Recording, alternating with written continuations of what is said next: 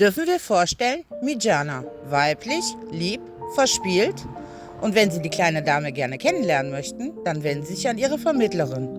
Die Kontaktdaten dazu finden Sie am Ende der Anzeige.